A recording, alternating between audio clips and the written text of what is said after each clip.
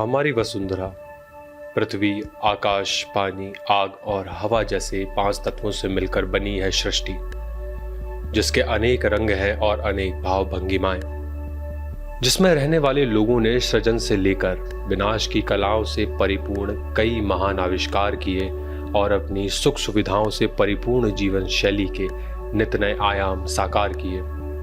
लेकिन 21वीं सदी के दूसरे दशक का अंत या कहें तीसरे दशक की शुरुआत के साथ ही मानव सभ्यता पर एक बहुत बड़ा संकट गहरा चुका है, जिसके चलते विनाश की कलाओं से परिपूर्ण हथियारों का दंभ भरने वाली महाशक्तियां भी हलाकान हैं। कोविड-19 या आम बोलचाल की भाषा में कहा जाने वाला कोरोना नाम का वायरस इस गहन समस्या का कारण है।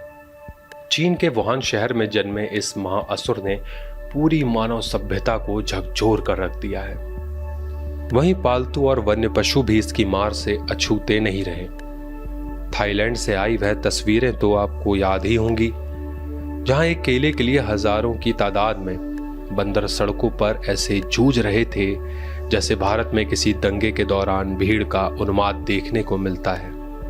इसे हास्यास्पद कहा जाए या फिर बदकिस्मती, इससे मिलती जुलती तस्वीरें विश्व में जनसंख्या के मामले में दूसरे नंबर पर आने वाले देश भारत में भी देखने को मिली। लेकिन यहां सड़कों पर इंसान का महापलायन देखा गया।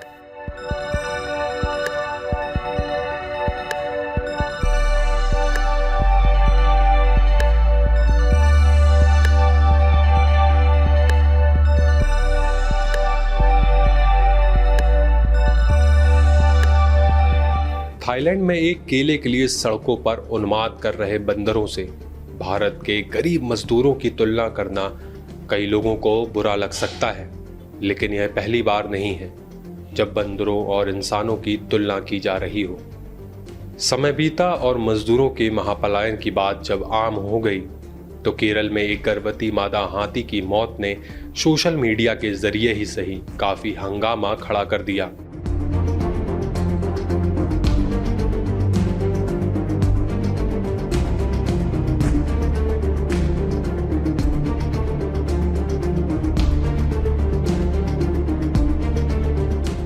एक 135 करोड़ की आबादी जो एक कोरोना नाम के महाअसुर से जूझ रही हो और उसकी बलिवेदी पर रोजाना सैकड़ों जाने जा रही हों, ऐसे कठिन दौर में भी कुछ लाख लोगों का पशु प्रेम जाग जाना निश्चित तौर पर एक पशु प्रेमी होने के नाते लोगों को खुशफहमी में जरूर ला सकता है। लेकिन जरा सोचिए, कोविड-19 या कोरोना नाम के जिस महाअसुर से आज पूरी दुनिया की मानव जाति परेशान हो, वो यदि जंगलों की ओर मुड़ जाए तो क्या होगा? इस यक्ष प्रश्न को कतई अतिशयोक्ति नहीं कहा जा सकता। इंसान से जानवरों में कोरोना के संक्रमण के अनेक मामले सामने आ चुके हैं। हम इंसानों को यदि कुछ साल, कुछ दशक या आधी सदी तक कोरोना से ना जूझना हो तो इस गंभीर सवाल पर अभी से ध्यान देने की बेहद जरूरत है, क्योंकि यदि कोविड-19 का वायरस गाहे बगाहे किसी भी माध्यम से जंगल की भोजन श्रृंखला तक पहुंच गया तो नतीजे बेहद और बेहद से ज्यादा भयावह हो सकते हैं। एंथ्रेक्स के कहर से भी कहीं ज्यादा भयावह।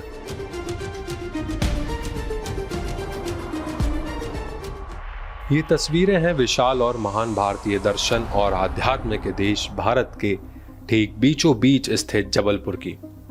भारत में वन्य जीवों और पशुओं के रूप की पूजा एक सामान्य बात है। पालतू और वन्यजीव यहाँ के लोगों की आम दिनचर्या का एक अहम हिस्सा है। भारत में लॉकडाउन की घोषणा और करीब 1 माह तक घरों में कैद होने के बाद लोगों को जब थोड़ी ढील मिली तो नर में नारायण की धारणा के चलते न केवल गरीब इंसानों के लिए हजारों मदद के हाथ उठे, बल्कि कुछ पशु प्रेमियों ने भीषण गर्मी के चलते जंगलों का भी रुख किया, जहां उन्होंने वन्य प्राणियों, खासकर सड़क किनारे जमा रहने वाले वानरों के लिए खाने और पानी का इंतजाम किया। भीषण गर्मी के दौर में किया गया यह काम किसी भी पशु प्रेमी को खुश कर सकता है, लेकिन इन लोगों ने उससे भी ज्यादा अच्छे कई काम किए। दूसरा सबसे अच्छा काम यह था कि पशु प्रेमियों की इस टीम ने यह पूरा ख्याल रखा कि उनके किसी भी सदस्य के जरिए कोविड वायरस जानवरों तक ना फैले। और इस टीम ने उससे भी ज़्यादा या कहें सबसे अच्छा काम यह किया कि इस काम को करते वक्त टीम के किसी भी सदस्य ने किसी तरह की सेल्फी या कोई जानकारी सोशल मीडिया में शेयर नहीं की, वरना भेड़चाल के आदी ज़्यादातर भारतीय भी ऐसा करने लगते। लेकिन टीम की इस सजगता के कारण ऐसा देखने को नहीं मिला। हमारी टीम ने भी जो भारत सरकार WHO और वन्य जीव अधिनियम के तहत जो भी प्रावधान रखे गए, उन प्रावधानों को ध्यान में रखते हुए हम सभी ने मिलकर सोशल डिस्टेंस को ध्यान रखा, सैनिटाइज हाथ करके, अपनी गाड़ियों को सैनिटाइज करके, पूरी टीम मास्क लगाकर वन्य जीवों के लिए हम लोगों ने एक प्रयास किया। इस प्रयास के दौरान हमारी पहली प्राथमिकता यही थी कि किसी भी प्रकार से वन्य जीवों को और वनस्पतियों को किसी भी प्रकार से कोरोना जैसी महामारी का प्रभाव ना पड़े और इसका विस्तार जंगलों पर किसी भी प्रकार से ना बढ़े। इन चीज़ों को ध्यान में रखते हुए हम लोगों ने एक सकारात्मक प्रयास किया। हो सकता है बरसात का मौसम शुरू हो जाने से यह खतरा कुछ समय के लिए शायद टल गया हो, पर क्या पशुओं के हर रूप को पूजने वाला यह भारतीय समाज, जो हर बार फिजिकल डिस्टेंसिंग को व्यापक पैमाने पर धता बता रहा है, इन मूक वन्य प्राणियों से दूरी बना पाएगा? दरअसल हमारी चिंता है क्या? तो जरा सोचिए कि किसी भी जरिए से गाहे बगाहे इंसान दोस्ताना रवैया रखने या ना रखने वाले किसी वन्य प्राणी को कोविड-19 से संक्रमित कर दे तो क्या होगा? हो सकता है वायरस से संक्रमित जीव तड़प तड़प कर जंगल में दम तोड़ दे। जंगल में PPE किट धारी वन विभाग के कर्मचारी उस जीव को खोजकर उसकी अंत्येष्टि तो कर नहीं पाएंगे। ऐसे में मुर्दाखोर, वल्चर, बाज, भेड़िए, कौवे उस शव का भाजन करके उसे एक विस्तृत क्षेत्र में फैलाने का काम भी कर सकते हैं। ज़रा सोचिए, ऐसे में भारत में कितने जंगल हॉटस्पॉट या फॉरेस्ट स्प्रेडिंग के जोन बन चुके होंगे। यह कल्पना बेहद भयावह ज़रूर हो सकती है, पर क्या इसे सिरे से नकारा जा सकता है?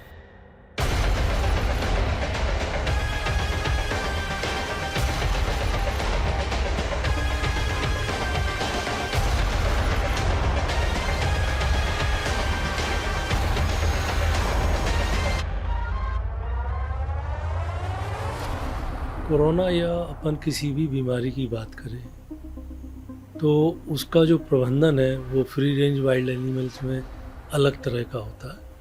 फ्री रेंज वाइल्ड एनिमल्स को हम लोग डोमेस्टिक एनिमल या कैप्टिव एनिमल के साथ उसको तुलना नहीं कर सकते, कंपेयर नहीं कर सकते।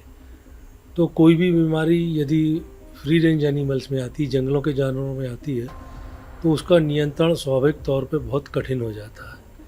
और कोरोना के समान जो बीमारियां हैं, हमारी और भी दूसरी बीमारियां हैं, जैसे ट्यूबरकुलोसिस है, हेमोरेजिक सेप्टिसीमिया है, या पुराने ज़माने में रिंडरपेस्ट हुआ करती थी, इनके नियंत्रण तो फ्री रेंज एनिमल्स में बहुत ही कठिन है। तो जो इनके नियंत्रण के लिए जो आजकल सरकार जो सोशल डिस्टेंसिंग की बात करती है, ये सोशल डिस्टेंसिंग वेटनरी में बहुत पुराना फार्मूला है, पर इसको हम लोग दूसरे रूप नाम देते थे, दूसरे रूप से चलते थे। उसमें हम लोग कहा करते थे कि टोटल स्टॉप दी मूवमेंट्स, मतलब जानवरों के जितने मूवमेंट हैं सब बंद कर दिए जाए। और यही एक उचित उपाय है जिसके द्वारा किसी भी बीमारी का नियंत्रण पाया जा सकता है। यह काफ़ी मुश्किल है कि वन्य प्राणी जंगल में हाइड्रोक्लोरोक्वीन या फिर अन्य दूसरी संशोधित दवा को ढूंढ पाएं। एक विचार यह भी हो सकता है कि विश्व में उपलब्ध 90% दवाएं जंगल और खनिज से ही उपलब्ध होती हैं और अन्य वन्य प्राणी कोरोना का इलाज इसी जड़ी बूटियों से ढूंढ लेंगे। वन्य प्राणियों की सिक्स सेंस पर सवालिया निशान लगाना हमें पूर्वाग्रह से ग्रसित और प्रोपोगंडा फैलाने वाले मीडिया से तुलना का लालचन तो दे सकता है। पर जरा सोचिए, एंथ्रेक्स के संक्रमण के समय भी तो वन्य प्राणियों का सिक्स सेंस मौजूद था। तो क्या वन्य प्राणियों ने एंथ्रेक्स का वैक्सीन खोजकर इंसान को इशारा किया था? अब सवाल आया इनके नियंत्रण के लिए।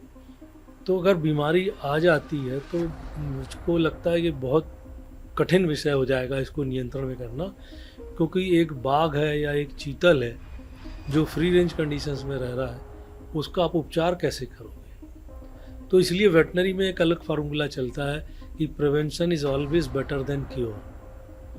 किसी भी बीमारी का हमको सुरक्षात्मक नियंत्रण के लिए उपाय करना ज़्यादा ज़रूरी है इलाज करने के मुकाबले, और ये फार्मूला वन्य प्राणियों में बहुत ज़्यादा अप्लाई करता है। कोरोना या दूसरी जात की जो बीमारियां हैं उसमें हम एक बार या दो बार ही उपचार दे सकते हैं जंगली जानवर का जो स्वतंत्र रूप से रह रहा है। बार बार हम उनको पकड़ के उपचार भी नहीं दे सकते, क्योंकि अगर आप बार बार पकड़ते हो तो उसका उपचार से जितना फ़ायदा नहीं होगा उतना बार बार पकड़ने से नुकसान हो जाएगा। कोरोना संक्रमण की शुरुआत में यह आम धारणा थी कि भारतीय उपमहाद्वीप में गर्मी बढ़ते ही इसका असर कम हो जाएगा, पर बकौल सोशल मीडिया यह वैसा ही साबित हुआ जैसा कि एक कहावत है, लड़के की शादी कर दो लड़का सुधर जाएगा।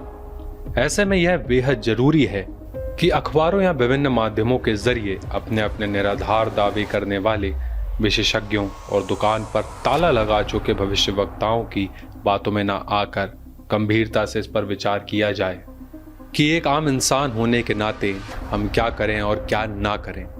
कोविड-19 का असर कब कम होगा, इसका वैक्सीन कब तक तैयार होगा, या एक प्रॉपर इलाज की यूनिवर्सल पद्धति कब तक चलन में आ जाएगी, या फिर ये अन्य बीमारियों की तरह मानव जाति के बीच ठस के बैठ जाएगा। ऐसे कई यक्ष प्रश्न पूरी दुनिया में मच्छरों की तरह भनभना रहे हैं, लेकिन जब तक इस धुंध से पर्दा नहीं हट जाता, ज़रूरी है हम हर किसी से डिस्टेंस बनाए रखें, चाहे वो इंसान हो या फिर पालतू या वन्य जीव।